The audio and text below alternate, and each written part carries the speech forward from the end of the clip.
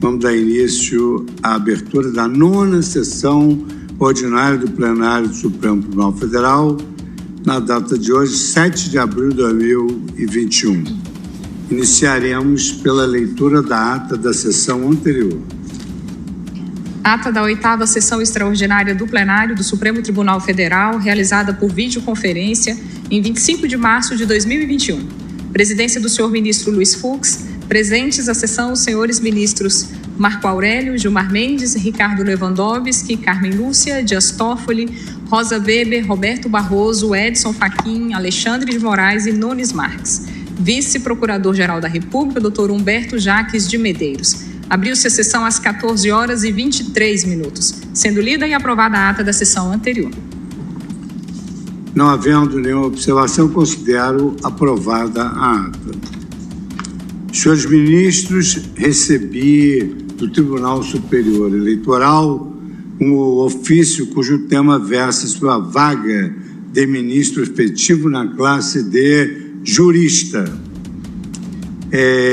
Sua Excelência, o ministro Luiz Roberto Barroso, presidente do Tribunal Superior Eleitoral, ele remeteu o ofício com os seguintes dizeres: tendo em vista o disposto no inciso 2º do artigo 119, combinado parágrafo 2º do artigo 121, ambos da Constituição Federal, comunico a Vossa Excelência que o ministro Sérgio Silveira Banhos completará o primeiro biênio como membro efetivo neste tribunal.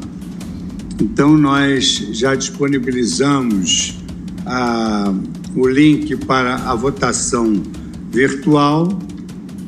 Como essa votação virtual é extremamente célere, eu vou aguardar 1 minuto e, posteriormente, eu vou também divulgar o resultado. Seguirá uma lista tríplice para a Presidência da República.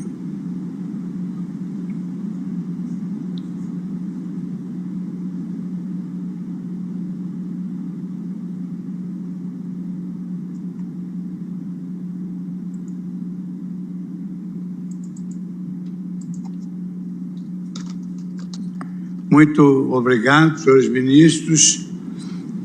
Então, os nomes que serão encaminhados serão Sérgio Silveira Banhos, atual membro efetivo, Carlos Bastide Horbach, atual membro suplente, e Carlos Mário da Silva Veloso Filho, atual membro suplente.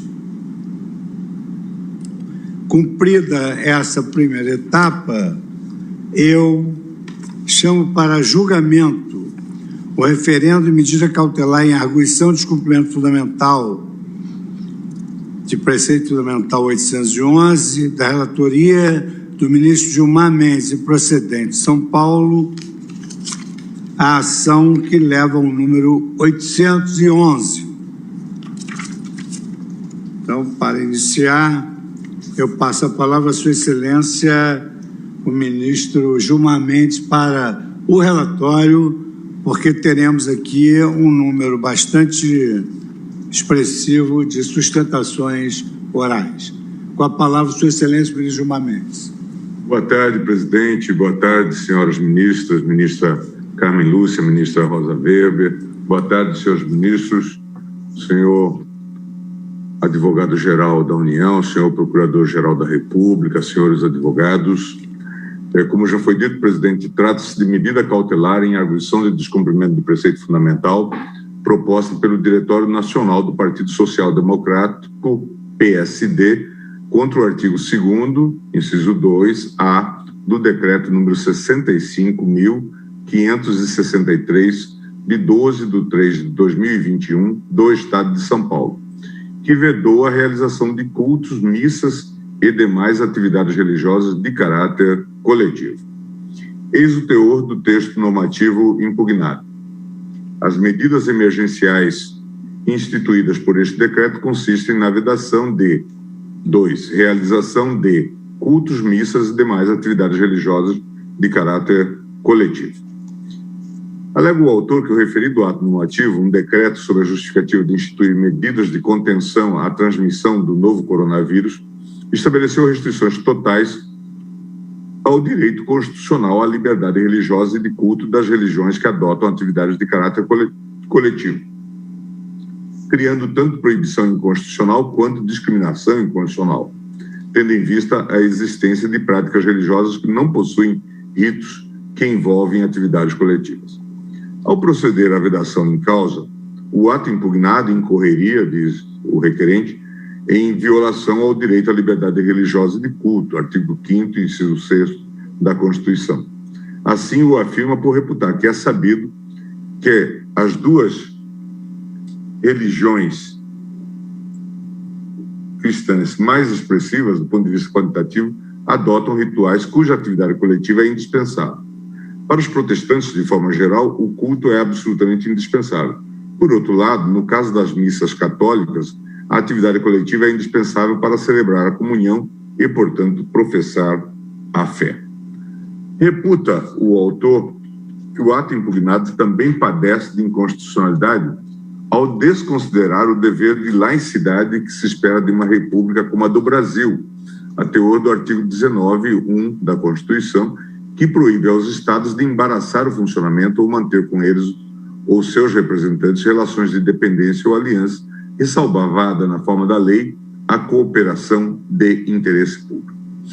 De modo a sublinhar o suposto teor desproporcional da restrição à hora combatida, argumenta que a única hipótese em que o exercício da liberdade religiosa poderia ser proibido, nos termos em que o decreto o proíbe, é após a decretação do estado de sítio, com fundamento no artigo 137(2) da Constituição. Ilustra outro sim a inadequação da proibição absoluta com a notícia de julgado da Suprema Corte dos Estados Unidos. Recentemente, disse, a Suprema Corte dos Estados Unidos enfrentou controvérsia entre a Diocese de Brooklyn, que abrange Brooklyn e o Queens, e o estado de Nova York, naquele país. A Diocese argumentou que já havia operado com segurança, limitando a frequência a 25% da capacidade de um prédio, e tomando outras medidas que, embora partes do Brooklyn e do Queens estivessem em zonas amarelas, onde a frequência às casas de culto é limitada a 50% da capacidade de um edifício. Tal restrição seria, então, inconstitucional.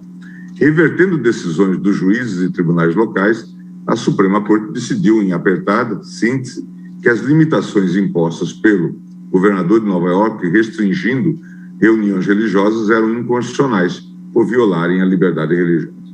Cautelarmente, pede a suspensão da eficácia do artigo 2º, 2A, do Decreto 65563/2021 do Estado de São Paulo, ou, de modo alternativo, requer-se que as atividades religiosas coletivas realizadas em ambientes fechados fiquem restritas à limitação a ser determinada por oportunidade da decisão cautelar, observadas ainda regras e medidas sanitárias, notadamente a utilização de máscaras nos termos da legislação federal de regência. No mérito, pede para que o pedido seja julgado procedente para que seja declarada a inconstitucionalidade da norma estadual em comento. Em 26 de março de 2021, considerando a complexidade e importância da matéria em debate, apliquei à espécie o rito demarcado no artigo 12 da Lei 9868, determinando a conclusão dos autos para análise do mérito pelo plenário após o prazo deferido, independentemente das manifestações solicitadas.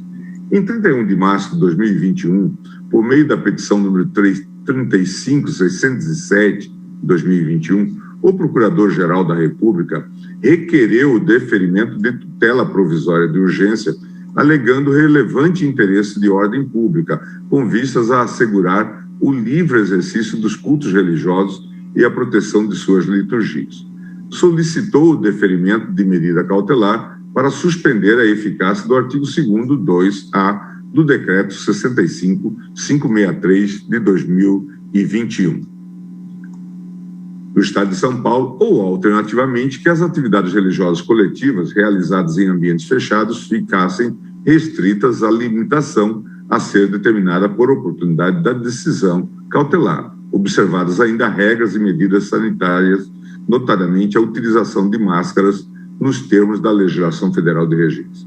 Sustentou em síntese que, se por um lado o atual cenário de enfrentamento da epidemia de Covid-19 impõe a adoção de medidas que visam ao máximo evitar atividades coletivas, de outro, o mesmo cenário igualmente impõe ao Estado o dever de assegurar assistência religiosa mediante o livre exercício de culto, inclusive as atividades religiosas necessariamente presenciais e coletivas como forma de proteção da saúde mental e espiritual da população. Em relação à presença do requisito do perigo da demora, argumentou o TGE a necessidade do deferimento da liminar em razão do próprio agravamento da epidemia de Covid-19 no estado de São Paulo e de estarmos no curso da Semana Santa, importante período para a tradição religiosa cristã. Em 1º de abril de 2021, o advogado-geral da União, por meio da petição 35708/2021, manifestou-se pelo deferimento do pedido da cautelar e pela procedência da arguição nos termos da seguinte ementa: constitucional, ato normativo estadual que suspende atividades religiosas sem ressalvar aquelas que não envolvam aglomeração de pessoas. Alegada violação à liberdade de religião e à laicidade do Estado. Mérito: o cenário extraordinário da pandemia admite a adoção de medidas restritivas pelo poder público, as quais devem observar o critério da proporcionalidade e os parâmetros da jurisprudência dessa Suprema Corte. É possível afirmar, desde logo, que a restrição total de atividades religiosas, inclusive sem aglomerações, não atende aos requisitos da proporcionalidade.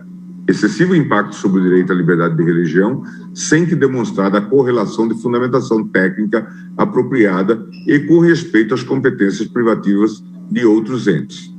Caso essas condições de legitimidade sejam descumpridas, deve prevalecer a regência geral estabelecida nas normas federais sobre o tema. Manifestação pelo deferimento do pedido de cautelar e pela procedência da arguição. A sucessão de petições atravessadas nos autos me levou a examinar o pedido de medida cautelar formulado na inicial.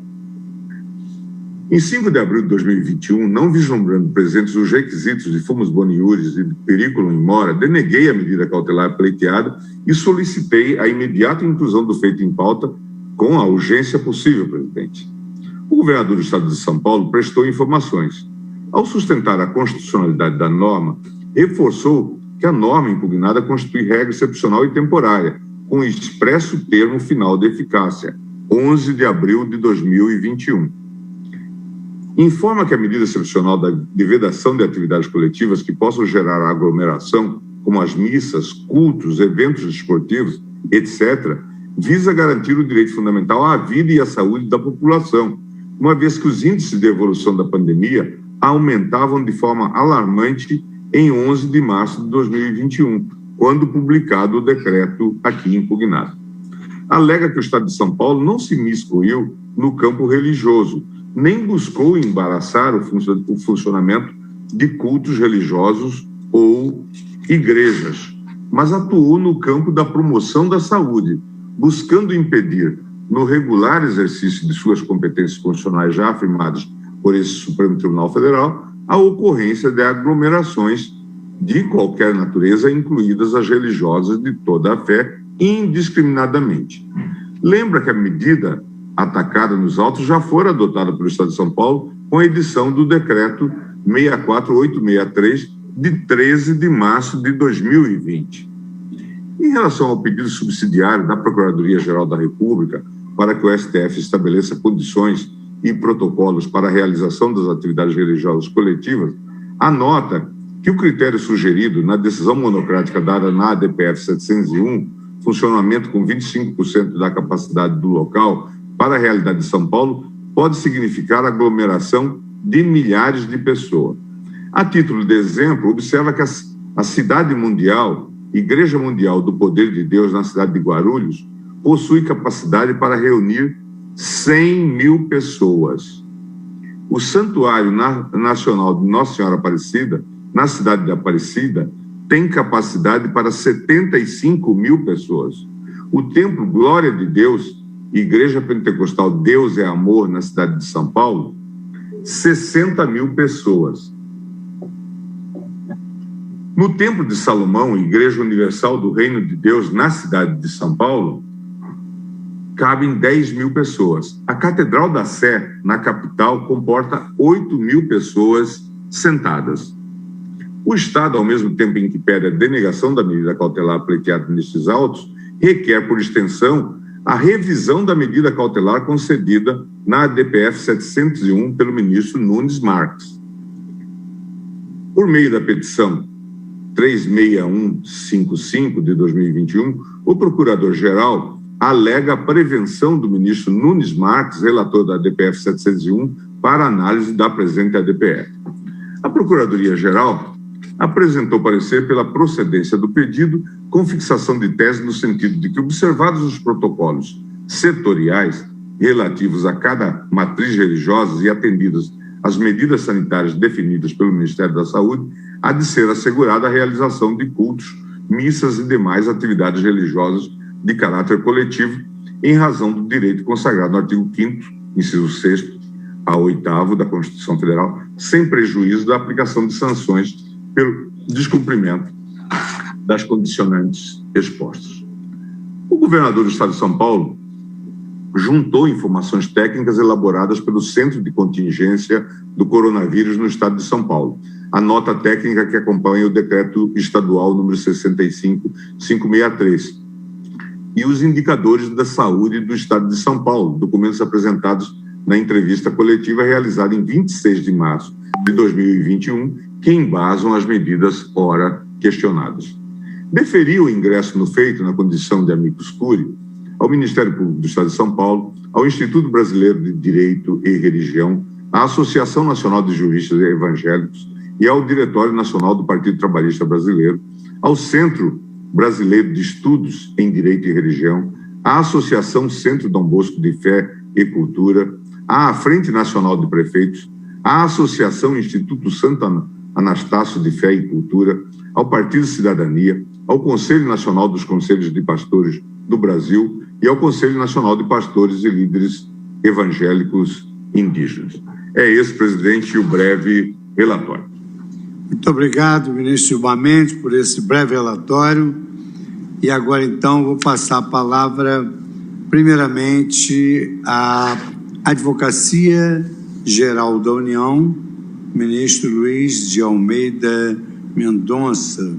Mas o requerente não... o requerente não pediu sustentação, não.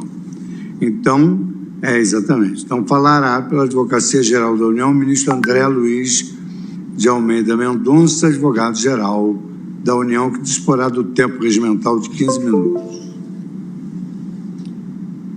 Excelentíssimo senhor presidente do Supremo Tribunal Federal, ministro Luiz Fux, excelentíssimo senhor relator da presente ADPF, ministro Gilmar Mendes, excelentíssimas senhoras ministras Carmen Lúcia e Rosa Weber, excelentíssimos senhores ministros, também do Supremo Tribunal Federal, permitam-me cumprimentá-los na pessoa do decano, ministro Marco Aurélio, excelentíssimo senhor Procurador-Geral da República, doutor Augusto Aras, senhores advogados e doutora Carmen, nossa secretária do plenário do Supremo Tribunal Federal.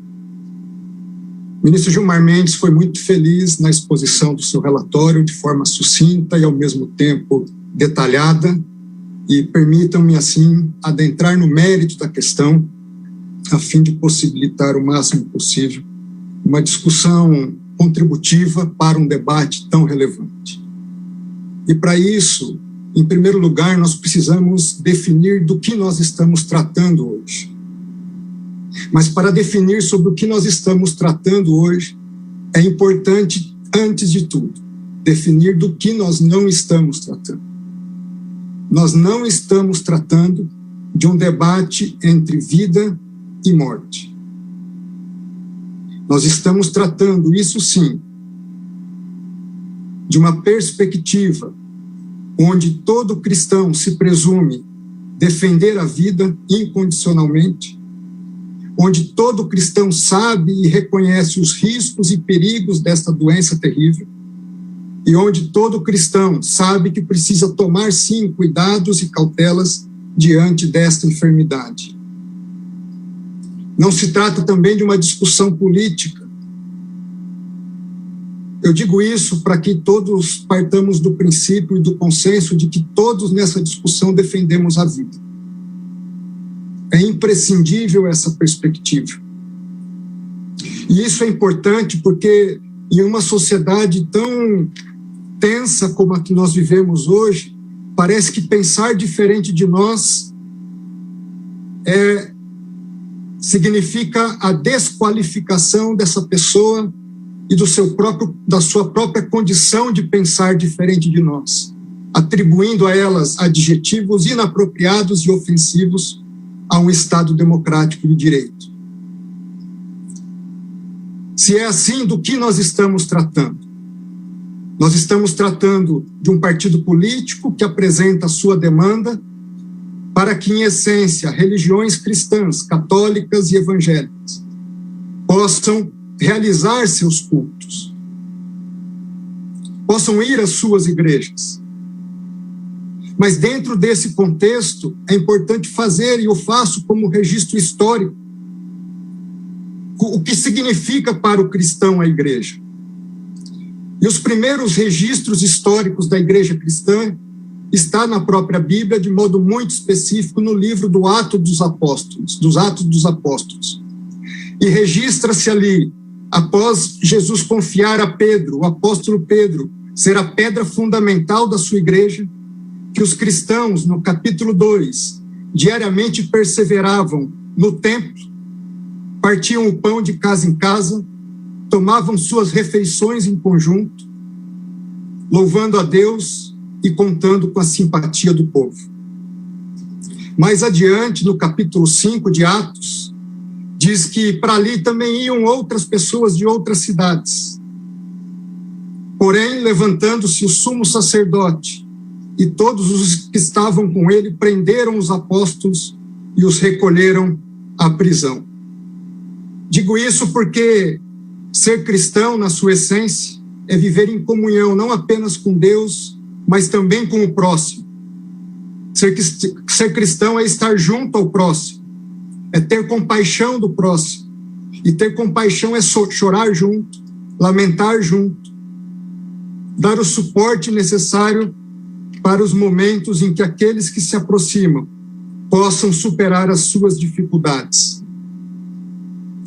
Dentro desse contexto, a comunidade cristã, ela nasce, cresce e até os dias de hoje existe, não apenas para um ato de adoração a Deus, mas para um compartilhar comunitário de vidas, de experiências, de alegrias, de tristezas, de sentimentos, de dores, de esperança e de amor.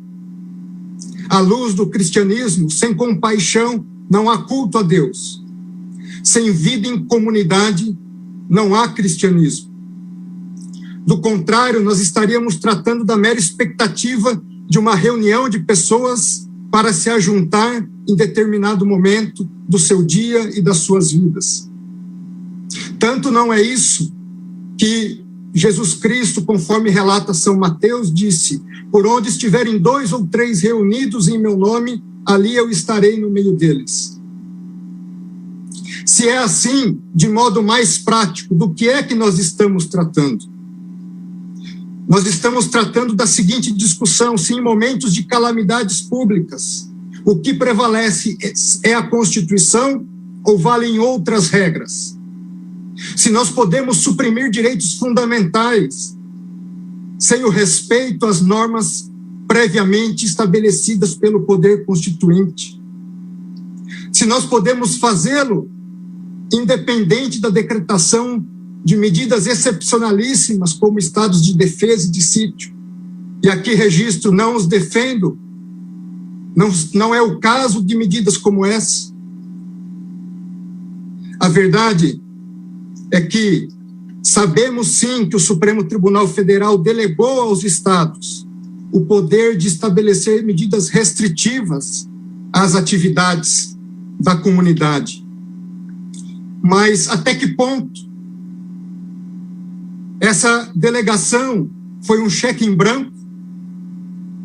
O governador e o prefeito pode fazer qualquer medida sem sequer passar pelo poder legislativo local? Não existe controle? Não se tem que respeitar proporcionalidade? Não se impedem medidas autoritárias e arbitrárias? Se autoriza a rasgar a Constituição? Se autoriza a prender um vendedor de água ambulante e espancá-lo no meio da rua? Enquanto em grandes supermercados isso é feito legitimamente? Por que o pobre não pode vender bens de primeira necessidade?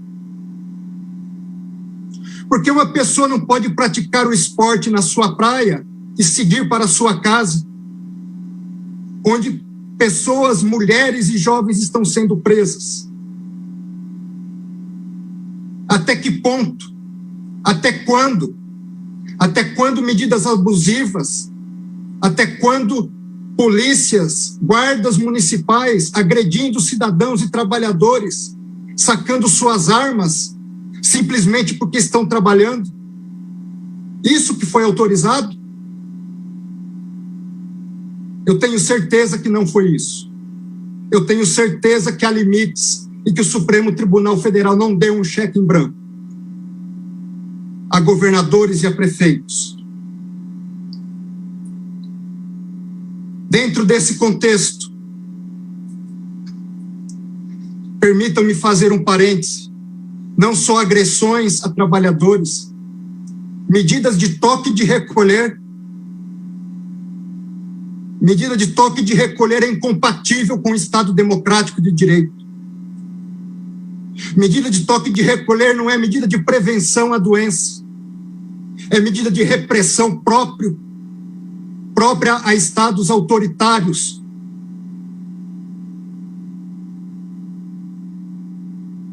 Falemos um pouco de injustiça para tentar encontrar a justiça.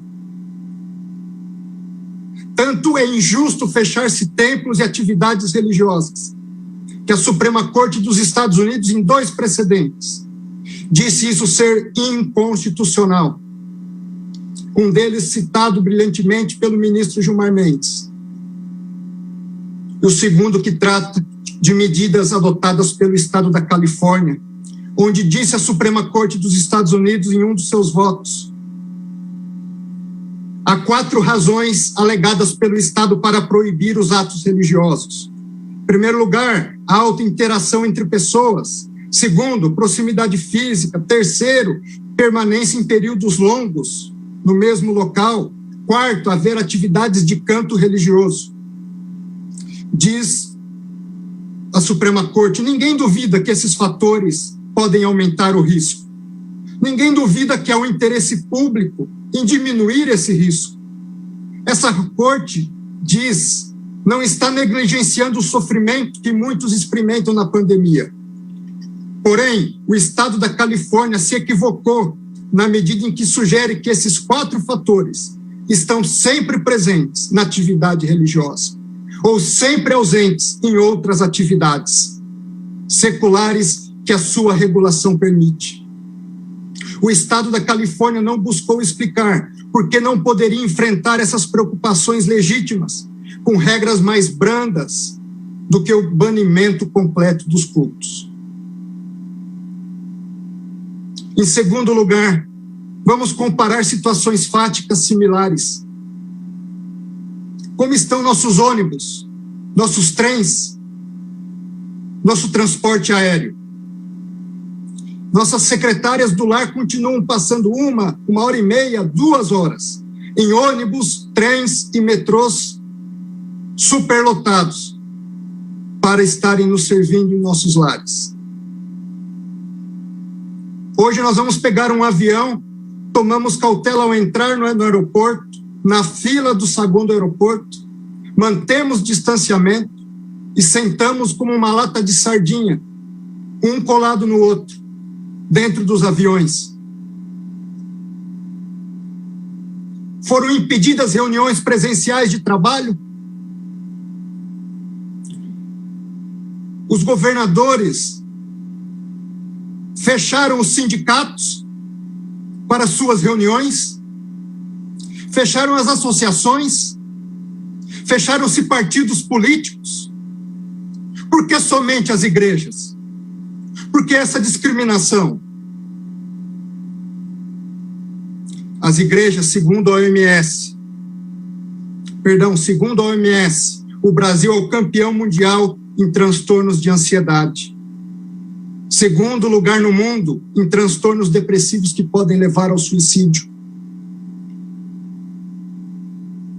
E diante de uma situação como essa, artigo publicado no jornal da Associação Americana de Medicina Psiquiátrica diz que suicídio e coronavírus fazem a tempestade perfeita.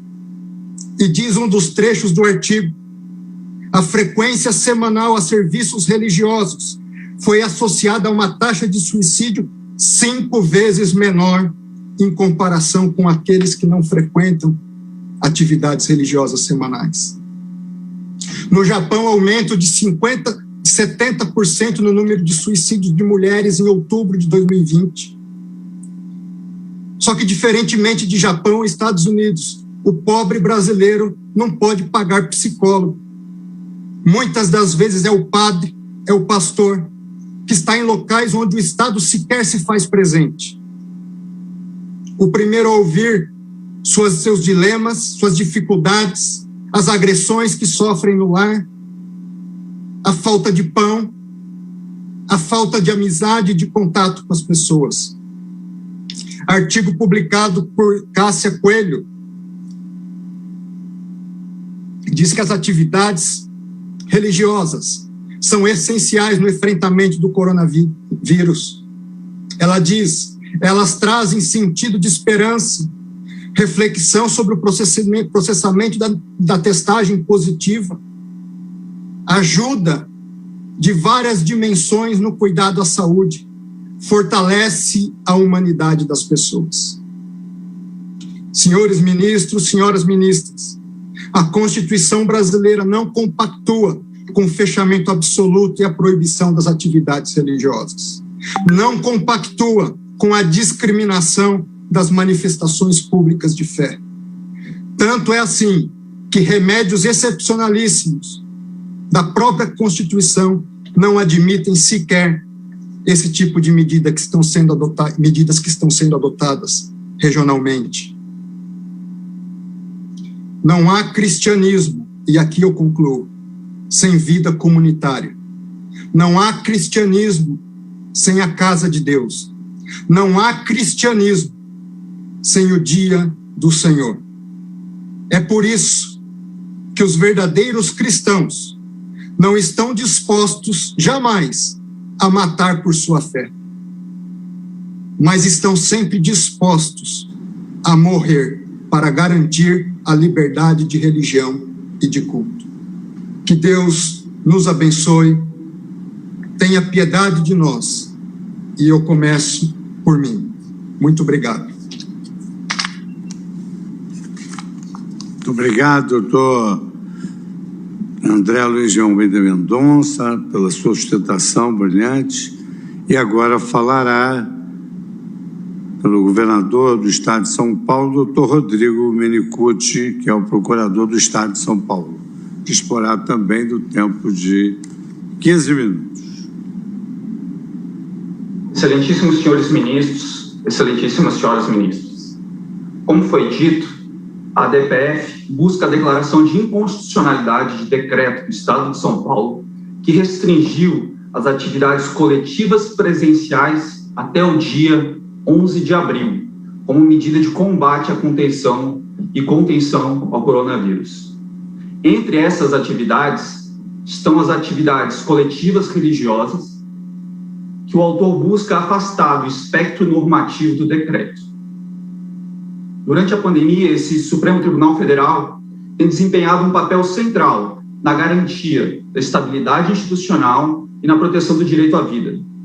Hoje, mais uma vez, esse plenário é chamado a assegurar a forma federativa de Estado e de assentar que a vida dos brasileiros constitui valor íncito ao constitucionalismo contemporâneo e não apenas um número nas estatísticas da Covid-19.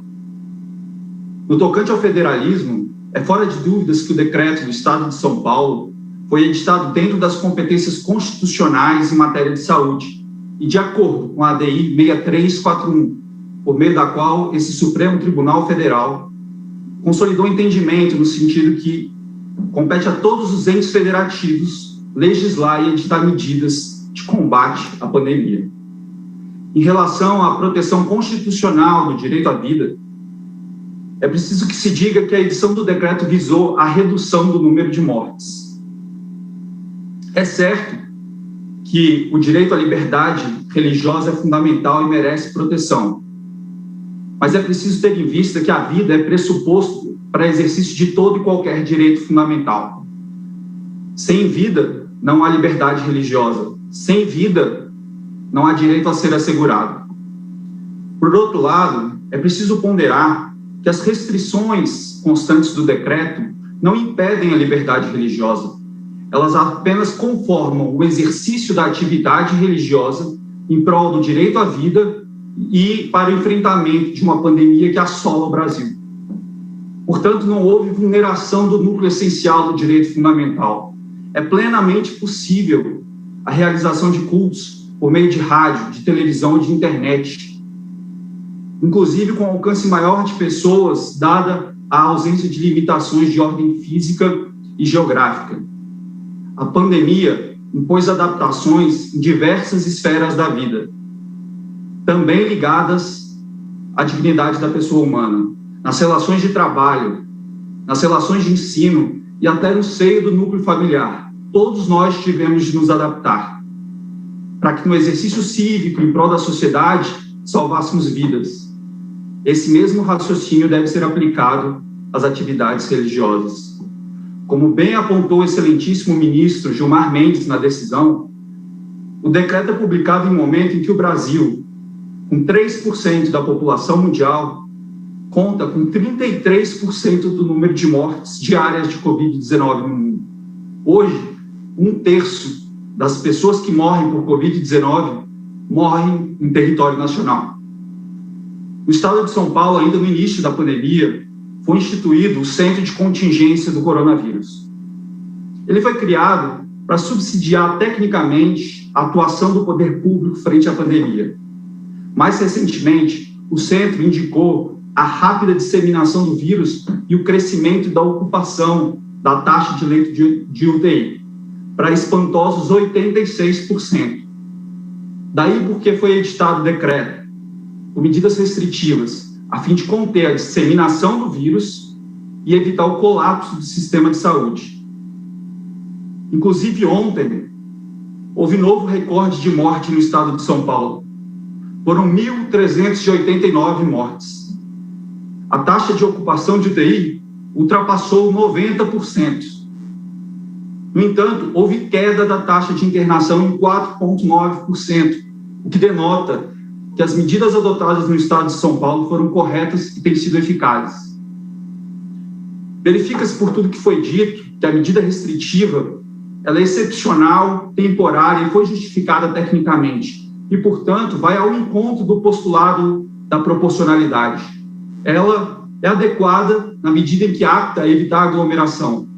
É necessária, já que, diante da escassez de vacinas hoje no Brasil, não resta ao poder público outra alternativa para evitar a disseminação do vírus, senão o afastamento e o distanciamento social. E, por fim, a medida é proporcional em sentido estrito, na medida em que se trata de medida excepcional, temporária, justificada e que apenas restringe o exercício da atividade religiosa, sem vulnerar o núcleo essencial do direito fundamental. Por todo exposto, espera-se que esse plenário do Supremo Tribunal Federal referende a decisão do excelentíssimo ministro Gilmar Mendes em prol do direito à vida e em prol da federação. Muito obrigado pela atenção. Rodrigo Menicucci, procurador do Estado de São Paulo.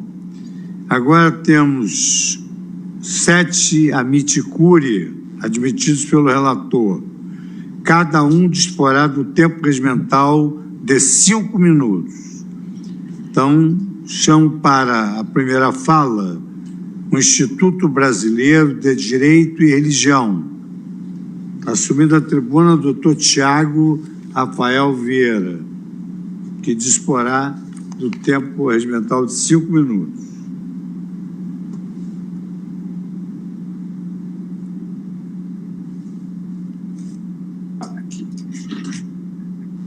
Som? Estão me ouvindo? Sim. Ok, obrigado, ministro. Excelentíssimo senhor presidente desta Suprema Corte, Dr. Luiz Fux, em seu nome eu cumprimento todos os demais membros e todos que nos acompanham nesta tarde. O tempo é curto, então vou ser breve em alguns conceitos, mas gostaria de trazer um pouquinho o conceito da liberdade religiosa, que se caracteriza como uma liberdade pública, individual e coletiva de expressar e viver de acordo com um conjunto de valores da crença confessada pelo fiel. Enquanto a liberdade de crença é aquela liberdade individual, de fórum íntimo, residente no coração e na razão de cada fiel. A liberdade religiosa é a liberdade meio para que a liberdade de crença possa ser exercida e efetivada de forma plena. Confessar uma fé é fazê-la com um outro, em qualquer religião, inclusive no cristianismo. Ser cristão consiste, antes de tudo, em fazer parte do corpo e do sangue de Jesus. A grande verdade é que os cultos e as missas formam, sim, ao contrário do que o douto procurador do Estado de São Paulo disse, o núcleo essencial da liberdade religiosa para os cristãos.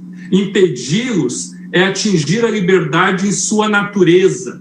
A maioria das liturgias e sacramentos cristãos são realizados no templo. Sempre foi assim, desde o início da igreja. Como ensina Bobbio, a liberdade religiosa exige uma prestação negativa do Estado. No dizer de Isaiah Berlin, trata-se de uma liberdade negativa, estar livre de embaraços, de interferências do Estado e de outros atores. O fiel é livre para ter a sua crença, professá-la e viver de acordo com os seus dogmas, e não com o que o Estado diz. Não é o Estado ou algum ator da sociedade que ordena se um fiel deve rezar ou orar dentro de sua casa ou pela internet. O fiel que escolhe seus dogmas e ele que decide onde ele deve orar ou rezar. Entretanto, vivemos em um tempo sombrio, quiçá o pior da história brasileira. Neste contexto, precisamos lembrar do Pacto Internacional de Direitos Civis e Políticos, que diz no seu artigo 18, item 3, a liberdade de manifestar a própria religião ou crença estará sujeita apenas às limitações previstas em lei e que se façam necessárias para proteger a saúde. Nenhuma liberdade absoluta. E o pacto é claro, mas diz, são permitidas apenas as limitações que se façam necessárias para proteger a saúde. As medidas restritivas são necessárias, contudo, devem ser proporcionais e adequadas. Um direito fundamental não pode ser restringido ao ponto de retirar o mínimo de eficácia. Deve haver limites às limitações. Em situações de necessárias restrições de direito fundamental, seu conteúdo essencial deve ser preservado, sob pena do próprio direito deixar de existir. E o conteúdo essencial e o núcleo inviolável da liberdade religiosa é a liberdade de culto. Proibir a liberdade de culto é negar a preservação do seu conteúdo essencial. Importante dizer que os fiéis não querem aglomerar, mas eles querem viver a sua experiência litúrgica em um Estado que é essencialmente laico. Não existe uma tensão entre saúde e liberdade religiosa. A maioria ampla dos estados está permitindo a liberdade de culto, que varia de 10% a 30%. Podemos traçar um paralelo com o transporte público. As pessoas deslocam de ônibus, o ônibus está restringido em 50%. Por que o culto não pode ser restringido em 1/4, se o ônibus é muito menor que a nave de um templo? A pandemia não pode ser elevada à categoria de poder constituinte originário, ministros. O Estado constitucional se caracteriza pelo império da lei, mas submetido aos direitos fundamentais, que é a sua última ratio. A manutenção dos direitos fundamentais, mesmo que minimamente, é essencial para a pacificação social, sobretudo diante do espectro da morte. Para terminar, lembremos que as Supremas Cortes dos Estados Unidos, da França, da Suíça, da Escócia, do Chile, já decidiram que a liberdade de culto não pode ser proibida. Termino citando Agostinho de Hipona, abre aspas, fizeste-nos para ti, e inquieto está o nosso coração, enquanto não repousa em ti. Ministros, muito obrigado. Agradeço, doutor Tiago Rafael Vieira. E agora falará pelo Amicus Curiae, Associação Nacional de Juristas Evangélicos, ANAJURE, doutor Uziel Santana dos Santos, que também disporá do tempo regimental de 5 minutos. Senhor presidente, ministro Luiz Fux, em nome de quem saúdo a todos os demais excelentíssimos senhores e senhoras ministros e demais autoridades aqui presentes, os colegas advogados, também aos serventuários que fazem essa sessão ser transmitida para todo o país. A Constituição Federal é clara quanto à inviolabilidade da liberdade de consciência e de crença, a qual compreende o livre exercício dos cultos religiosos e a proteção aos locais de culto e suas liturgias. Além disso, nos termos do artigo 19, inciso 1 da Constituição, veda-se aos entes federativos estabelecer cultos religiosos ou igrejas, subvencioná-los e embaraçar-lhes o funcionamento, ou manter com ele ou seus representantes relações de dependência ou aliança, ressalvada a colaboração na forma da lei. A DPF 811, em que uma norma do Estado de São Paulo está em discussão, ela é importante nesse contexto do nosso país. Essa Suprema Corte tem, em vários momentos, se pronunciado sobre a liberdade religiosa e estabelecido a importância da reafirmação, não apenas como um discurso, mas através de manifestos, atos, liturgias do exercício da liberdade religiosa. Interessante notar que o Estado de São Paulo, durante todo o ano 2020, emitiu 3 decretos específicos sobre atividades religiosas e em nenhum momento ali onde a pandemia era desconhecida, estabeleceu-se a proibição completa, não só restrição, mas a proibição completa da atividade religiosa. Ao contrário, recomendou-se às igrejas em todo o país, em todo o Estado. E, nesse sentido, as igrejas cooperaram com o Estado de São Paulo. Muda-se o cenário, o Estado de São Paulo teve a oportunidade de aumentar os seus leitos de UTI, como fez, criar novas medidas, mas somente em 2021, em março, é que não só restrições, mas uma verdadeira vedação completa. Os colegas já mencionaram aqui que a Suprema Corte americana, que a Suprema Corte da Escócia, da França, do Chile, se pronunciaram recentemente sobre o direito de liberdade religiosa. E eu queria mencionar especificamente um ponto da decisão da Suprema Corte Escocesa, onde o juiz diz que não cabe a eles ou aos demandados ditar aos requerentes ou à parte adicional que doravante ou mesmo durante a pandemia a adoração seja conduzida online. Esta pode ser uma alternativa à adoração, mas não é adoração. No máximo, para os requerentes, na linguagem moderna, é uma adoração light.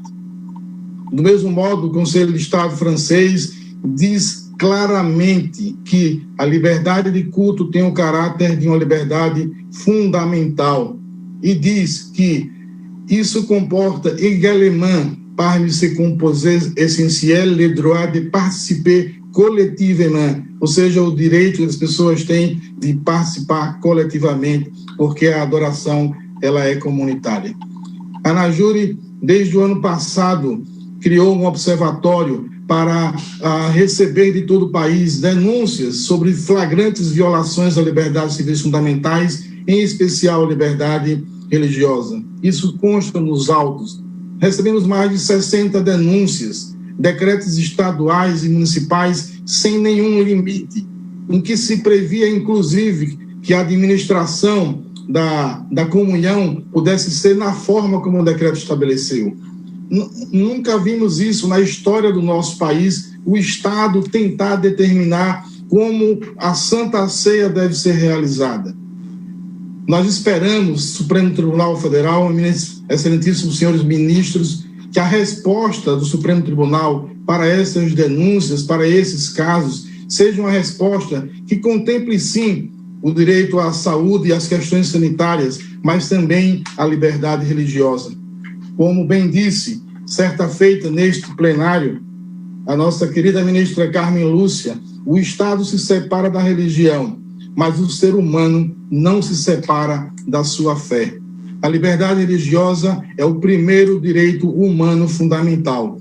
E nesse tempo de pandemia, as igrejas são absolutamente essenciais, como disse a OMS em Chile, mas a proibição total viola flagrantemente a Constituição e os tratados internacionais dos quais o nosso país é signatário.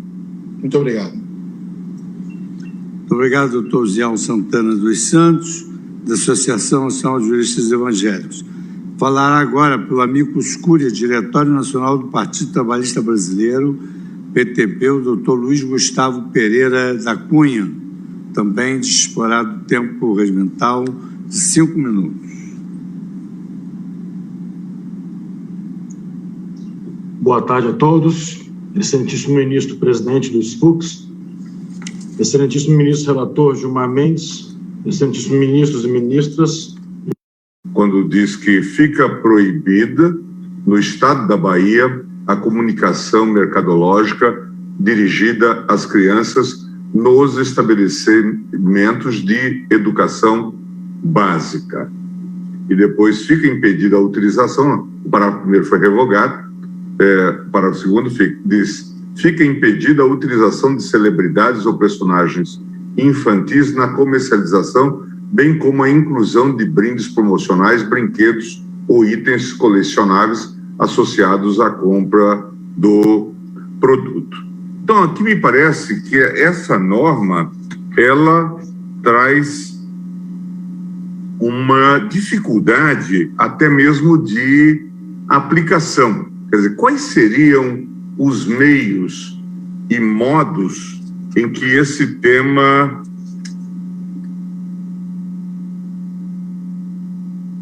seria versado na Bahia?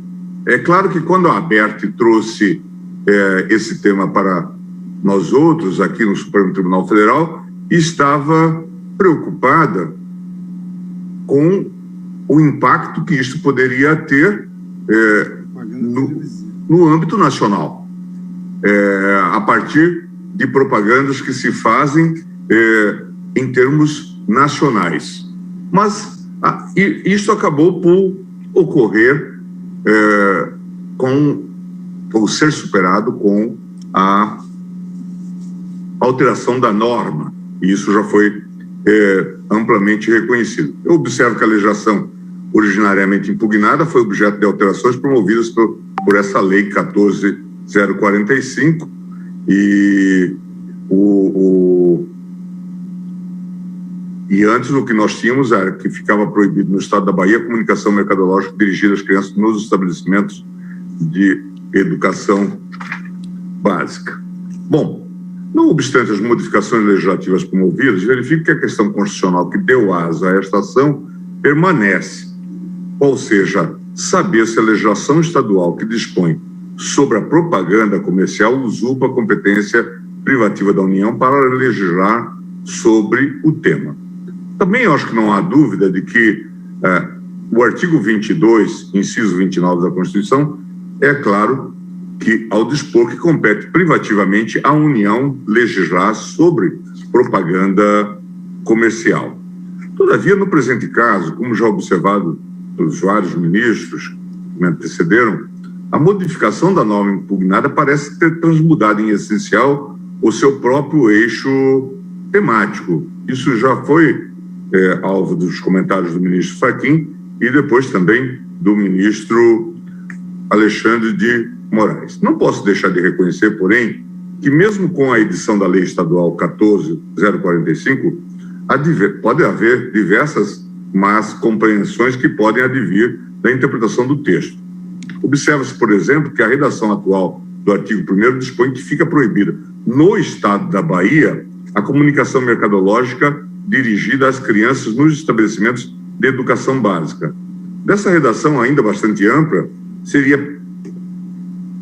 dever-se-ia perquirir sobre quais os meios de comunicação recairia a norma proibitiva.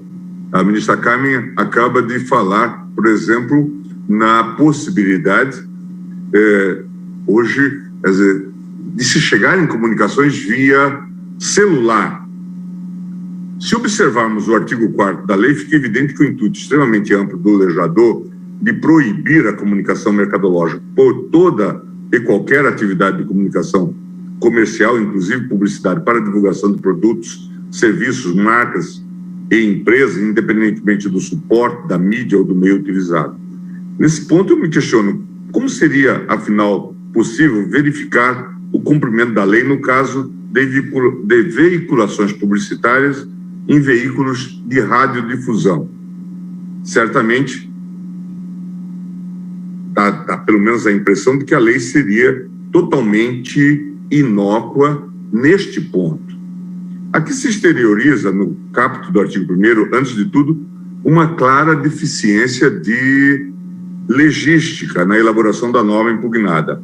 O conhecimento das sistemáticas de produção de atos normativos, a propósito, é matéria da mais alta relevância e que, infelizmente, ainda carece de um aprofundamento na doutrina brasileira. No direito comparado, faço referência aos trabalhos do professor Carlos Blanco de Moraes, que se dedicou intensamente a essa matéria com a publicação da clássica obra Manual de Legística, Critérios Científicos e Técnicos para Legislar Melhor. Aqui há que se ressaltar a extrema responsabilidade que é atribuída ao chefe do Poder Executivo quando se admite a este agente o exercício da função normativa, ainda que de forma atípica. A esse respeito, considero oportuno ressaltar a advertência feita por Vitor Nunes Leal acerca da gravidade da atividade legiferante, no que se aplica ao exercício do poder regulamentar.